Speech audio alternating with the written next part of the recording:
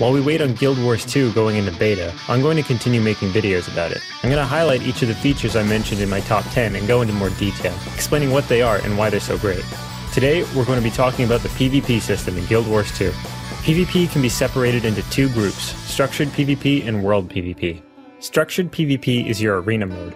It encourages skill and teamwork and pits you against equal opponents. This is the competitive mode of PvP in Guild Wars 2. When you enter a structured battle, you retain your profession and race, but you will be increased to max level and all skills will be available to you. ArenaNet is making sure that PvP is an entirely separate experience from PvE, with PvP being entirely reliant on skill and not items. From what I can gather, this means that either item stats won't apply in structured PvP, or you'll be given a set of armor that everyone else has. There's tournament play, where teams of 5 players fight through a bracketed tournament.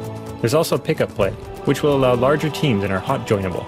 Pickup play also allows you to pick your map, team size, and other settings. I couldn't be more excited for structured PvP. Finally, a competitive PvP mode doesn't rely on having better gear than the other guy. This also means that you don't need to get to max level before you can start PvPing. ArenaNet gets it.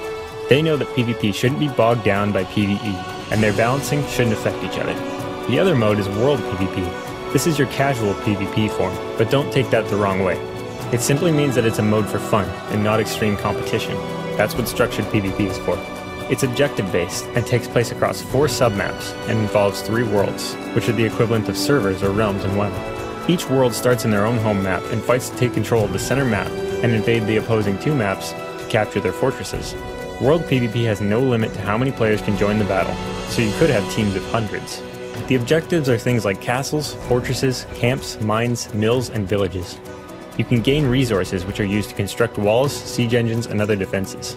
The maps are designed to allow different group sizes to participate, where large teams can assault keeps, and smaller teams can disrupt supply lines. Guilds are able to take keeps for themselves too, so you can have your own place to hang out.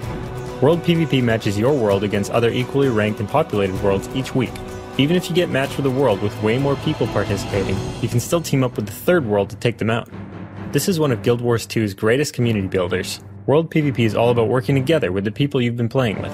You go in with the same level and items you normally have, but you can be sidekicked up to max level.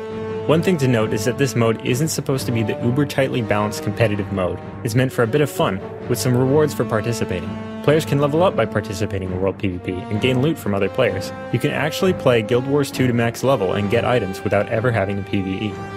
One thing that I've heard from some people is the concern that Guild Wars 2's PvP won't be balanced, because Guild Wars PvP wasn't. Remember, in Guild Wars 1 you could have a secondary profession, which increased the amount of professions exponentially. In Guild Wars 1 there were 10 classes, so that's 100 combinations that had to be balanced. In Guild Wars 2 there are 8 classes to start. While there are many different options to customize your playstyle and character to make it unique, it's under an environment that's much easier for the developers to balance. So that's Guild Wars 2's PvP in a nutshell. Hope to see you on the battlefield. Don't kick my ass.